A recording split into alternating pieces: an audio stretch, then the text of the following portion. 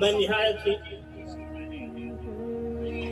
ہی ادب و احترام کے ساتھ حضرت مولانا سید حبیب اللہ مدنی کو دعوت اسٹیج دیتا ہوں کہ حضرت والا تشریف لائے اور ہم سب کو اپنی تقریر سے مستفیض فرمائے۔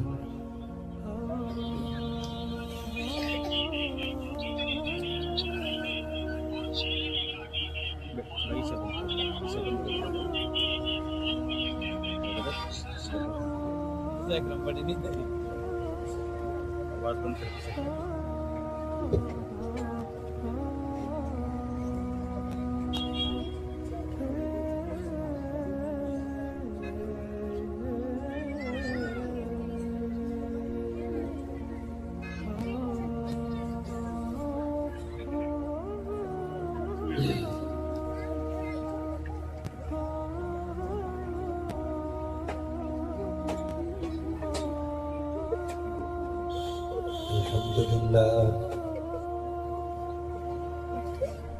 الحمد لله نحمده ونستعينه ونستغفره ونؤمن به ونتوكل عليه ونعوذ بالله من شرور أنفسنا ومن سيئات أعمالنا من يهده الله فلا مضل له ومن يضلله فلا هادي له ونشهد أن لا إله إلا الله وحده لا شريك له ونشهد أن سيدنا وسندنا وحبيبنا ومولانا محمدا عبده ورسوله صلى الله تعالى عليه وعلى آله وأصحابه وبارك وسلم تسليما كثيرا كثيرا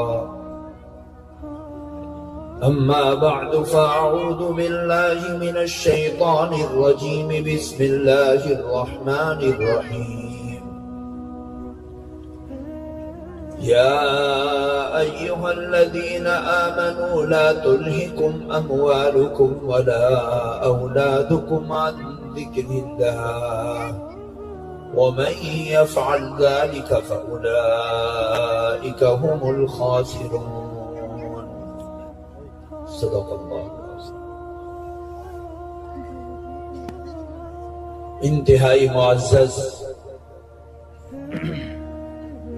اور عزت و وقار والے اسٹیج پر رونق افروز انتہائی قوم و ملت کی خدمت کرنے والے ہمارے علماء اعظام، ائمہ اکرام اور دینی و ملی رہنمائی کرنے والے افراد، آج گاؤں کے اس ادارے کی دعوت پر محبت، عقیدت، احترام کے ساتھ جمع ہونے والے ہمارے نوجوان، بزرگ، پیارے بچے، بچیاں، پردہ نشی خواتین، اللہ تبارک و تعالی کا بے حد کرم و احسان ہے کہ پروردگار عالم نے دین، ایمان اور قرآن پاک کی نسبت پر ہم لوگوں کو یہاں جمع ہونے کی سعادت نصیب فرمائی۔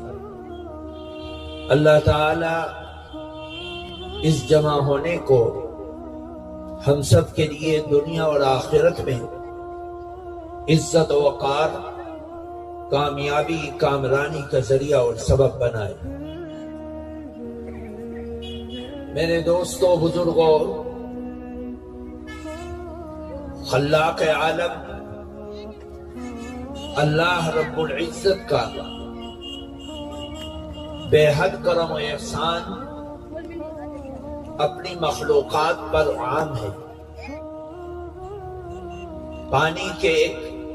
ادنا سے قطرے سے لے کر زندگی کی آخری سانس تک اللہ تبارک و تعالی کا جمادات اور حیوانات کے اوپر احسان ہے کہ اس نے اس دنیا کو اور دنیا کے اوپر بسنے والی ایک ایک چیز کو اپنے پانی کے قطروں سے زندہ کر رکھا ہے، ہواؤں کے جھونکوں سے زندہ کر رکھا ہے۔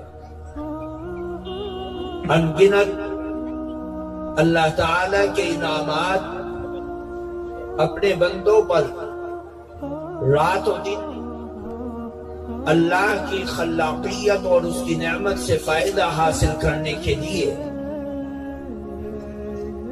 اپنی مخلوق کی خدمت میں لگی ہوئی ہے۔ پروردگار عالم ان انگنت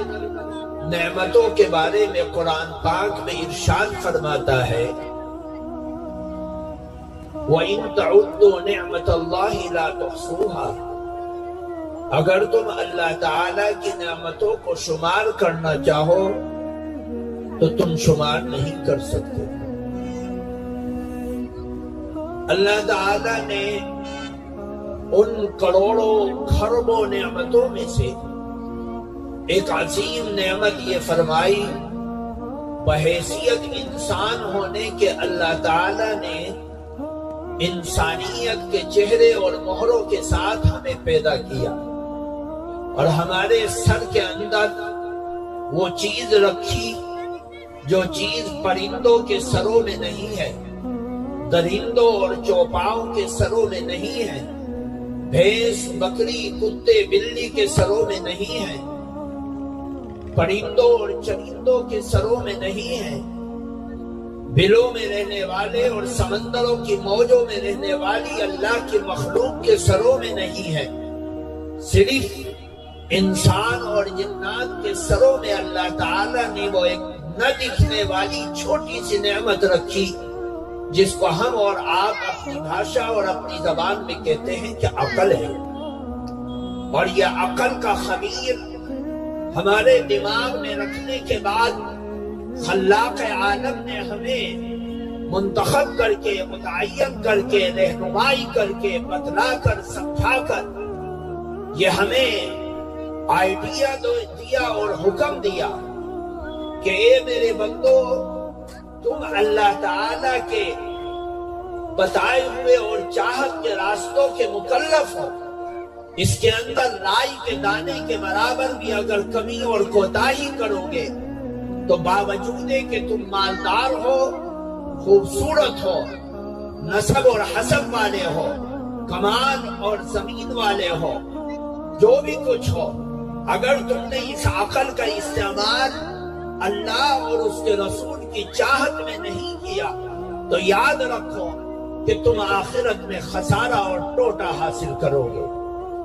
اور یہ خسارہ تمہیں کامیاب نہیں ہونے دے گا۔ اللہ تعالی نے انسان بنایا اور انسان بنانے کے بعد یہ عقل کا خمیر ہمارے سروں میں رکھ دیا، اور پھر اس کے اوپر اللہ تعالی نے سونے پر سہاگا۔ اور اللہ تعالی کی نعمتوں میں سے ایک بہترین نعمت کہ اللہ تعالی نے ہمیں مسلمان ماں باپ کے گھروں میں پیدا کیا۔ ایک اللہ تعالی کی نعمت ہے کہ انسان پیدا ہو رہا، لیکن دوسری نعمت یہ ہے کہ کسی کو ماں باپ مسلمان مل جائے اور وہ مسلمان ماں باپ اپنے بچے کو اسلام کی، ایمان کی، کلمے کی،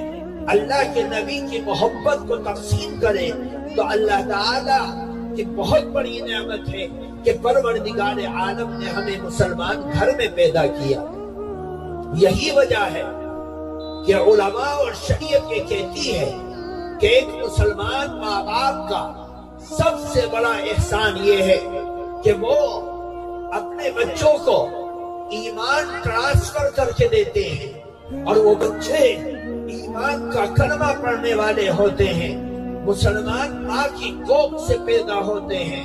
مسلمان ماں کی گود میں پلتے بڑھتے ہیں، اور مسلمان ماں باپ کے گھر کے اندر بڑے ہوتے ہیں۔ اگر ماں باپ ساری زندگی اپنے بچے کو روٹی نہ دے، ساری زندگی اپنے بچے کو چھاتی کا دودھ نہ دے، اگر ماں باپ اپنے بچے کو اپنی جائیداد میں حصہ نہ دے، اگر ماں باپ اپنے بچے کو تعلیم نہ دے، اگر ماں باپ اپنے بچے کی انگلی پکڑ کر اس کو چلنا نہ سکھلائیں، بولنا نہ سکھلائیں، دیکھنا نہ سکھلائیں، کھانا نہ سکھلائیں، تو بہت بڑی نعمت سے محروم ہونے والی بات نہیں، لیکن ان سب نعمتوں میں سے سب سے بڑا حق جو ماں باپ نے اس کو عطا کر دیا وہ ایمان ہے، جو وراثت کے طور پر بچے کو مل گیا۔ میرے دوستوں بزرگوں، آج اللہ تعالی نے ہمیں ہمارے گھروں کے اندر ہمارے نسلوں کو چلانے کے لیے بچے دیے، پوتے دیے، پڑپوتے دیے، نواسے دیے۔ اب ان بچوں کو دین کی شکشا دینا، دین کی تعلیم دینا، ان بچوں کو انسان بنانا، ان بچوں کو انسانیت کی تعلیم دینا، ان بچوں کے رشتے کو نبی سے جوڑنا، ان بچوں کے رشتے کو قرآن سے جوڑنا، ان بچوں کے اندر نبی کے اخلاق پیدا کرنا، ان بچوں کو بتلانا کہ تم ایک مسلمان بچے ہو، تمہارا رشتہ کلمے سے ہے، لا الہ الا اللہ محمد الرسول اللہ جنت کی چوکھٹ کی چابی ہے، اور یہ چابی تمہیں دے دی گئی ہے ماں کے ذریعے سے، باپ کے ذریعے سے۔ تو اے بچے، تو بڑا ہوگا، تیری پرورش اللہ کی رحمت میں ہو رہی ہے، ایمان کے گھرانے میں ہو رہی ہے، قرآن کے سائے میں ہو رہی ہے، نبی کی مسجدوں سے نکلنے والی صداؤں میں ہو رہی ہے کہ اے بیٹے، تو اپنی پرورش ایک مسلمان گھر میں کر رہا ہے تو تیرا تعلق ایمان سے ہونا چاہیے،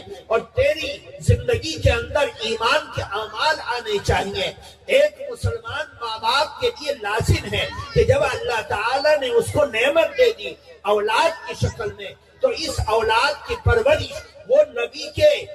کے بتائے ہوئے راستے کے مطابق کرے، اور اس کو ایمان سکھلائے، کلمہ سکھلائے، اخلاق سکھلائے، معاملات سکھلائے، عبادت سکھلائے، حیا سکھلائے، معاشرت سکھلائے، تاکہ ہمارے گھروں کے اندر نبی کا وہ نور اور نبی کی وہ تعلیم جو ہمیں اوپر سے مل کر آئی ہے، اور جس کی حفاظت کرنے والوں نے ان مدرسوں میں پڑھا کر، مدرسوں میں بلا کر، مکاتب میں بلا کر، مکاتب میں بٹھا کر ان بچوں کے اندر اسلام کی حیا کو پھیلنے اور پھیلانے کے لیے ان بچوں کو لگایا۔ اللہ تعالیٰ کا شکر ہے کہ وہ بچے ہماری گود میں ہیں، ہماری ذمہ داری بنتی ہے کہ ہم ان کے تعلق کو نبی کے ساتھ کس طرح جوڑ کر چلے۔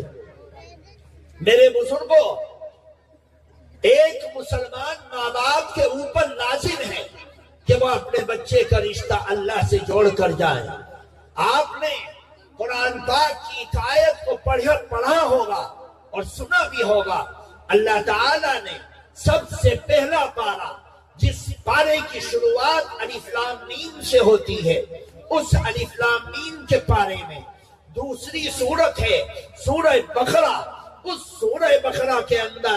اللہ تعالیٰ نے سب سے پہلے پارے میں ایک نبی کا ذکر کیا ہے، جس نبی کو کہا جاتا ہے، جن کا نام نامی اسم گرامی یعقوب علیہ السلام ہے۔ ان کے آباء و اجداد میں اسحاق علیہ السلام ہے، اور ان کے آباء و اجداد میں اسماعیل علیہ السلام ہے، اور ان سے اوپر چلو تو ابراہیم علیہ السلام ہے۔ یہ ابراہیم اور اسماعیل اور اسحاق اور ان کی اولاد میں بھی نبی یعقوب علیہ السلام، اور یعقوب علیہ السلام کی اولاد میں بھی یوسف علیہ السلام، جو ملک مصر کے بادشاہ بھی ہیں اور اللہ کے پیغمبر بھی ہیں۔ وہ اپنے بھائیوں کے ساتھ نبی کی خدمت میں لگے ہیں، باپ کی خدمت میں لگے ہیں۔ ساری زندگی جوانی گزر گئی باپ کی، بڑھاپا آ گیا، اب اس دنیا سے جانے کا وقت آ گیا۔ نبی کو پروانہ مل گیا کہ اب آپ چند دنوں کے مہمان ہیں۔ اللہ کا قرآن کہتا ہے نبی کی موت کا وقت جب قریب آیا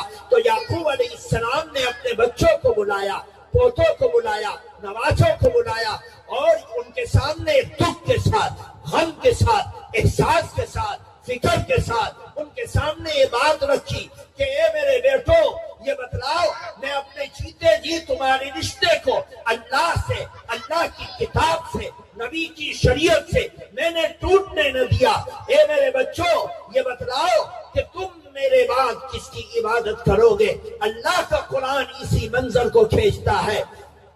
اور ارشاد فرماتا ہے ام کنتم شہداء اذ حضر یعقوب الموت اذ قال لبنیہ ما تعبدون من بعدی۔ یہ تاریخی الفاظ جس کو قرآن ذکر کرتا ہے یعقوب علیہ السلام کے منہ سے آپ کی زبان سے نکلے، اور کس کے بارے میں نکلے؟ ان بچوں کے بارے میں جن بچوں میں سے ایک بھائی، ان کا ایک بھائی نبی بھی ہے اور بادشاہ بھی ہے، دنیا کی طاقت بھی ہے اور آخرت کی روحانیت بھی ہے۔ ان بچوں کو سے پوچھ رہا ہے کہ اے میرے بچوں یہ بتلاؤ میرے موت کے بعد تم کس کی عبادت کرو گے اور کس کی بندگی کرو گے؟ ان بچوں نے، علماء فرماتے ہیں، سب سے زیادہ لاپرواہ ہو کر اگر کسی کو جانے کا حق تھا تو وہ یعقوب علیہ السلام تھے، کیونکہ ان کے جد امجد اور ان کے آباء و اجداد سب کے سب اللہ کے پیغمبر ہیں، اور پیغمبروں کے سائے میں، ان کی آغوش میں، ان کی پرورش میں ان کے بچے پل رہے ہیں، بڑھ رہے ہیں، اور ان کے جانے کے بعد اللہ کا نبی بھی اس میں ہے جو داعی ہے، مبلغ ہے، رہنما ہے، رہبر ہے، اور نبیوں میں سے بڑا نبی ہے، پیغمبر ہے۔ ان کو سب سے زیادہ لاپرواہ ہو کر جانے کا حق تھا، لیکن نہیں، اللہ نے قرآن پاک میں اس واقعے کو ذکر کر کے ان والدین کو جو اپنے بچوں کے سلسلے میں فکر رکھتے ہیں کہ ہمارا بچہ ایمان والا ہونا چاہیے، دنیا میں بھی راحت سے رہے، آخرت میں بھی اس کو عزت ملے، ان بچوں کے لیے ماں باپ کو جھنجھوڑ کر رکھ دیا کہ اے ماں باپ اپنے جانے سے پہلے اپنے بچوں کی آخرت کا سامان تیار کرو، ان کے رشتے کو اللہ سے اور اس کے نبی سے اتنا مضبوط قائم کر دو کہ ان کا بندھن نبی سے، نبی کی کتاب سے، نبی کے قرآن سے، نبی کی تہذیب سے، نبی کے اخلاق سے، نبی کی تعلیم سے، نبی کی تذکیر سے ایک لمحے کے برابر بھی ٹوٹنا نہیں چاہیے۔ اسی کو اللہ کے قرآن نے کہا لا تلہکم اموالکم ولا اولادکم عن ذکر اللہ۔ اتنی بھی مہلت مت دو اپنے مال کو اور اپنی اولاد کو کہ وہ اللہ کے ذکر سے غافل ہو جائے۔ میرے دوستو بزرگوں، اس بات کو اپنے من میں بٹھا لو کہ یہ اولاد امانت ہے، اور اس امانت کی دیانت یہ ہے کہ یہ اولاد ایمان والی بنے اور ایمان پر استقامت کا پہاڑ بن جائے۔ ان کی دکان کی فکر ماں باپ کو ہوتی ہے، مکان کی فکر ماں باپ کو ہوتی ہے، کاروبار کی فکر ماں باپ کو ہوتی ہے، داد و دہیج کی فکر ماں باپ کو ہوتی ہے، روپیے اور پیسے کی فکر ماں باپ کو ہوتی ہے، شادی بیاہ کی فکر ماں باپ کو ہوتی ہے، لیکن اصل فکر یہ سب فکریں عارضی ہیں جو موت تک قائم رہتی ہیں، موت کے بعد ختم ہو جاتی ہیں، لیکن ایک لازوال فکر ہے، ایک ہمیشہ کی فکر ہے، دنیا اور آخرت کی فکر ہے، اور آخرت کو کامیاب بنانے کی فکر ہے، آخرت کو روشن بنانے کی فکر ہے، قبر کو روشنی دار بنانے کی فکر ہے، آخرت کو چمکدار بنانے کی فکر ہے، اور جنت کی چوکھٹ کو کھولنے کی فکر ہے۔ وہ یہ ہے کہ ماں باپ سب سے زیادہ اس بات کی فکر کریں کہ میں اپنے جیتے جی اپنے بچے کے تعلق کو اللہ اور اس کے رسول سے مضبوط کس طرح کروں۔ میرے دوستوں بزرگوں، تاریخ کے اندر ایک نہیں انیک اللہ کے نبی کو لے کر چلو۔ نبی کا گھر تھا، نبی نے نکاح کیا، آپ کی اولاد پیدا ہوئی، لڑکے بھی پیدا ہوئے، لڑکیاں بھی پیدا ہوئی، اور ان لڑکیوں میں سے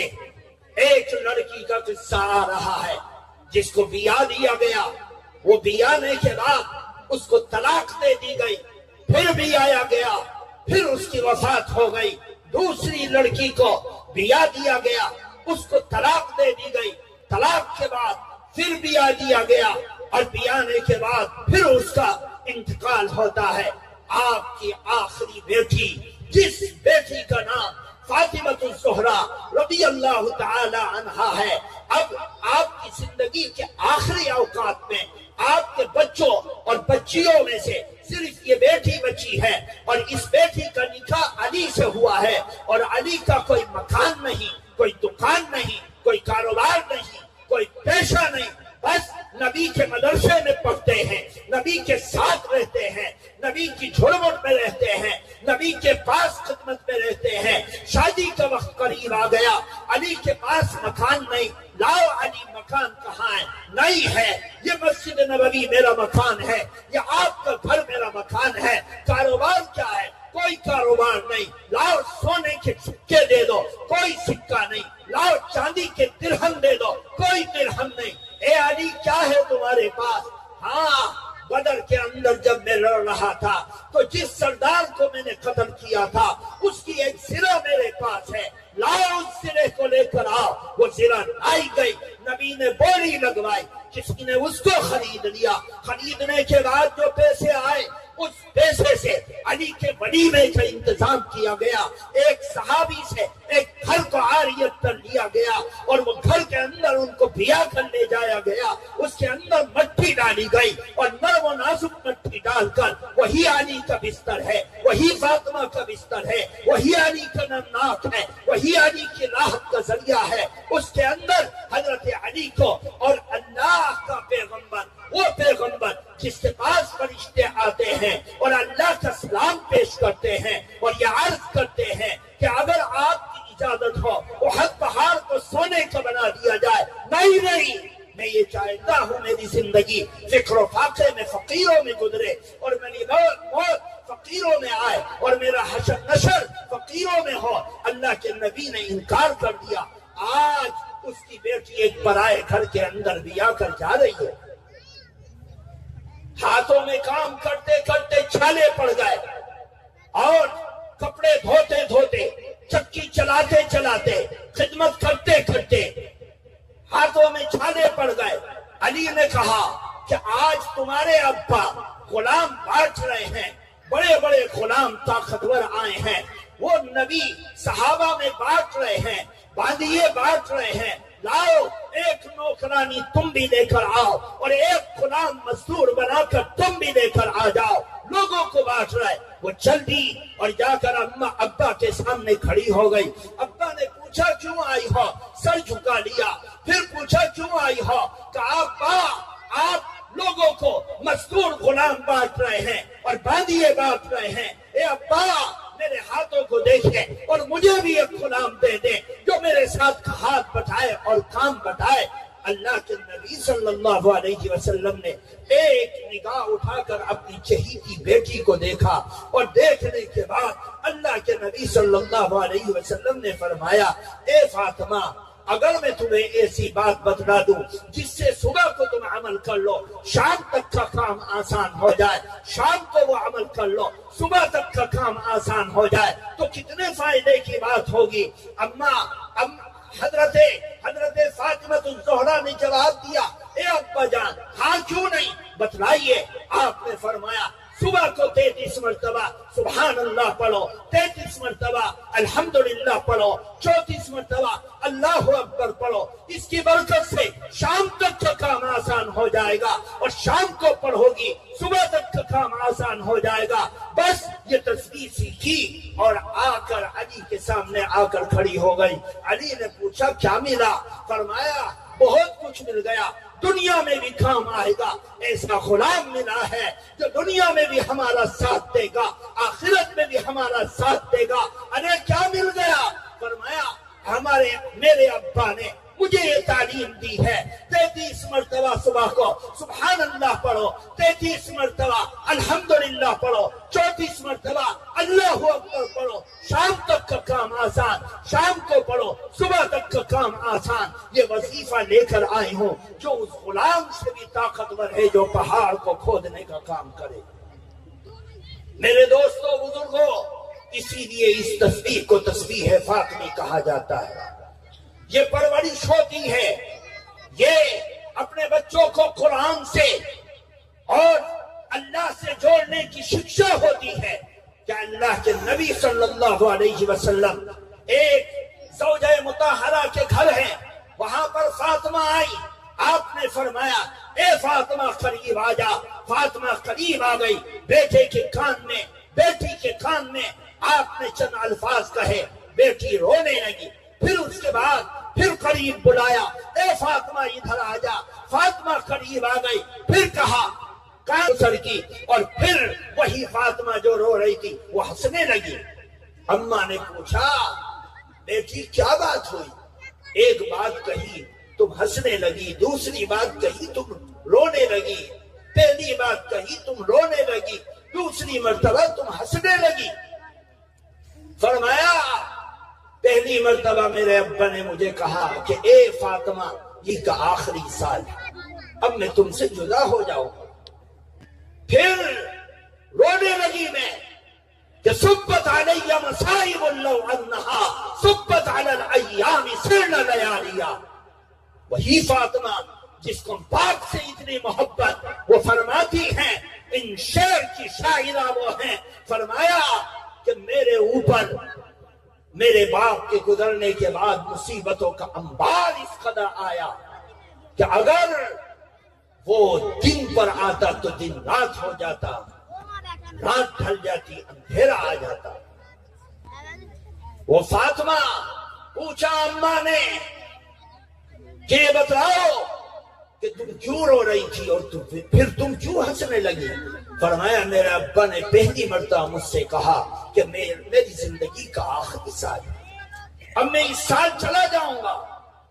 پھر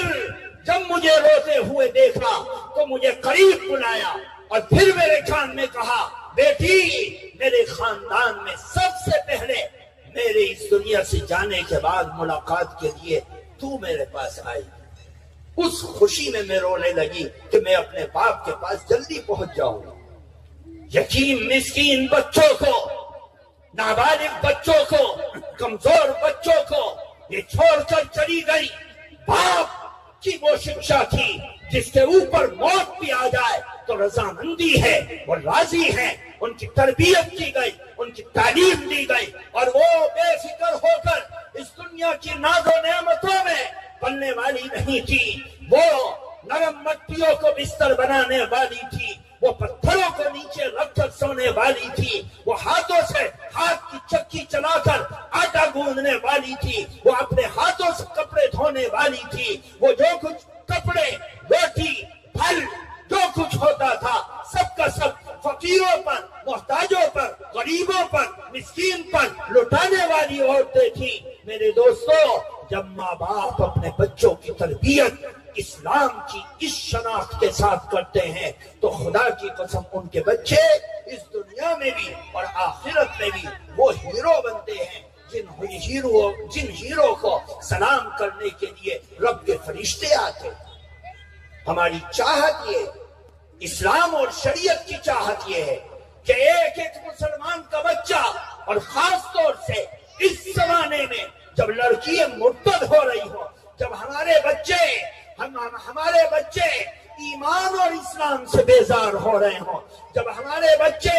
اسلام کی شکشا سے محروم ہو رہے ہوں، جب ہمارے بچوں کے اندر قرآن کی محبت جا رہی ہو، جب وہ اعمال برباد کر رہے ہوں، جب وہ موبائل کی اسکرینوں پر نبی کی ناموس کو لٹانے والے ہوں، نبی کی ٹوپی کو پیروں کے نیچے رکھنے والے ہوں، جب وہ اسلام کے شعائر کو آگ لگانے والے ہوں، تو میرے دوستو اس زمانے میں خاص طور سے ہمارے ماں باپ کا فریضہ بنتا ہے کہ وہ فکر کریں اس بات کی کہ ہمارے بچے اور بچیاں اسلام سے اپنے آپ کو جوڑ کر کیسے رکھیں گے۔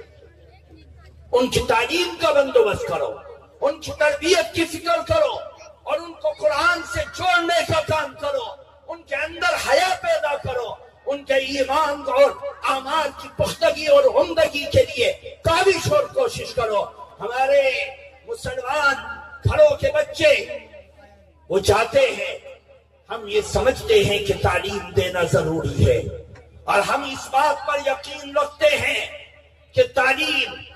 دنیا میں اور آخرت میں کامیابی کامرانی کا ضامن ہوتی ہے۔ ہم اس بات پر یقین رکھتے ہیں کہ تعلیم ہماری ضرورت ہے، کہ ہمارے گھرانوں میں ڈاکٹر پیدا ہوں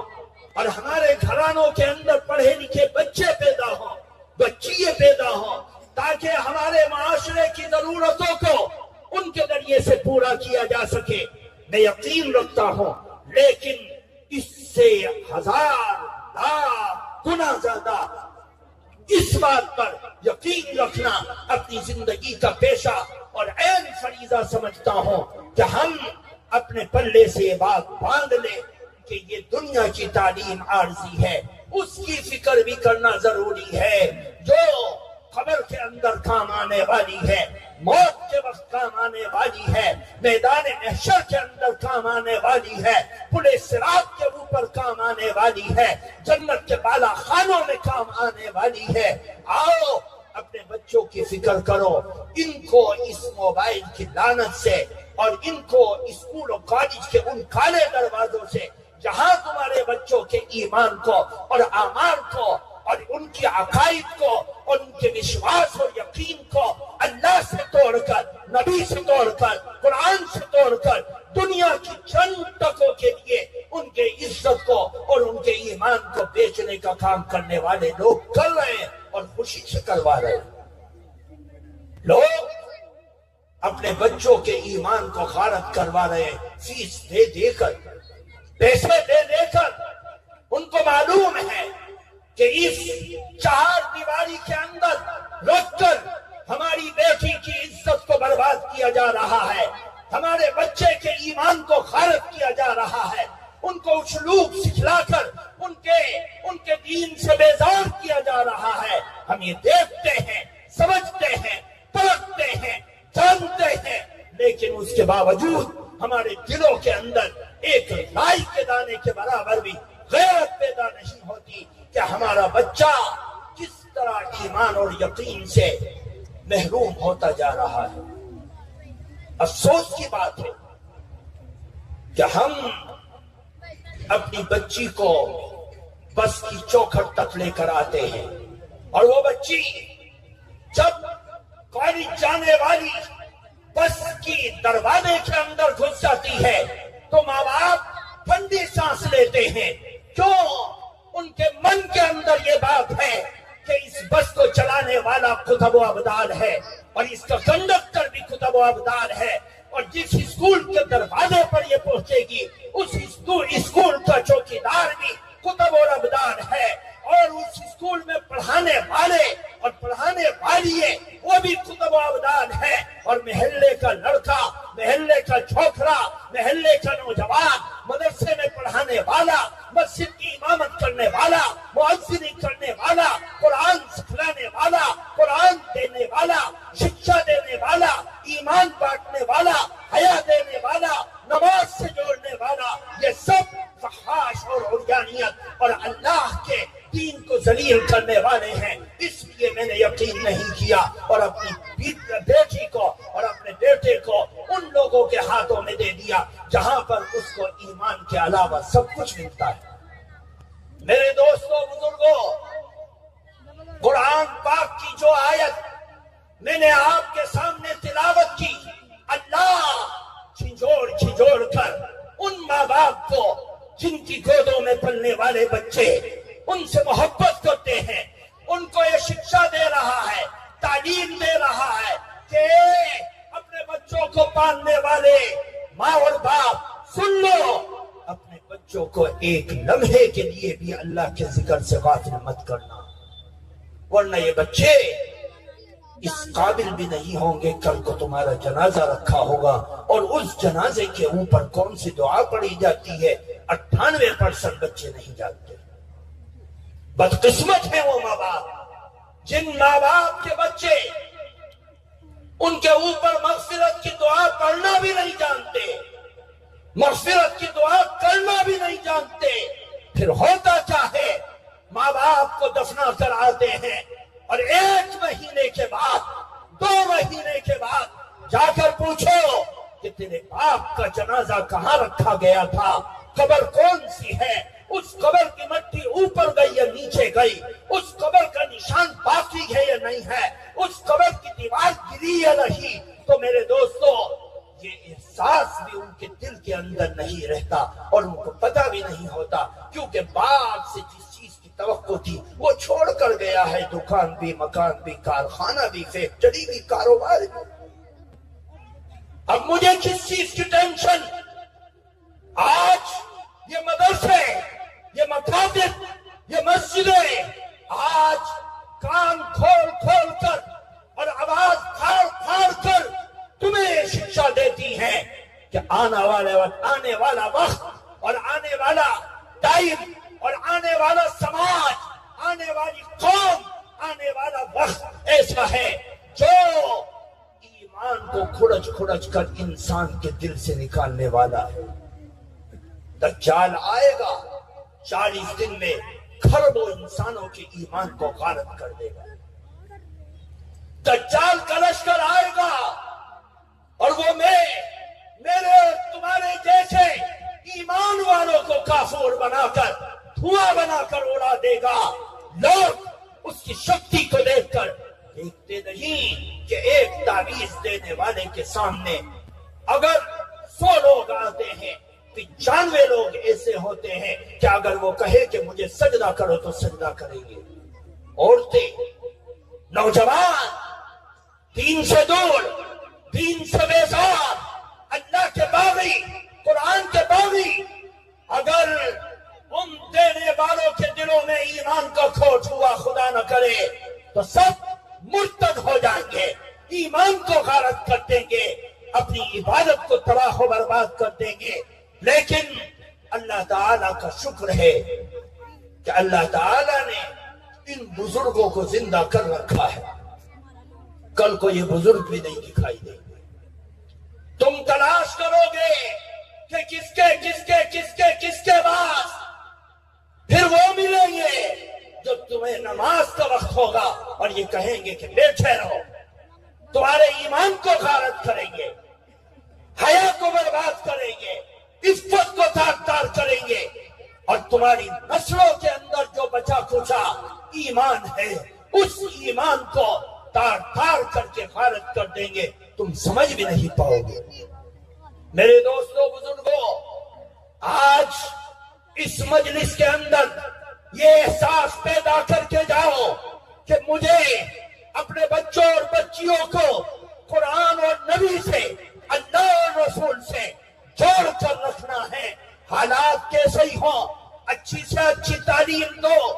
سب کچھ بناؤ، لیکن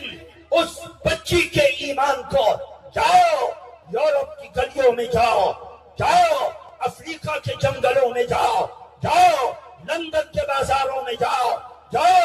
فرانس کی گلیوں میں جاؤ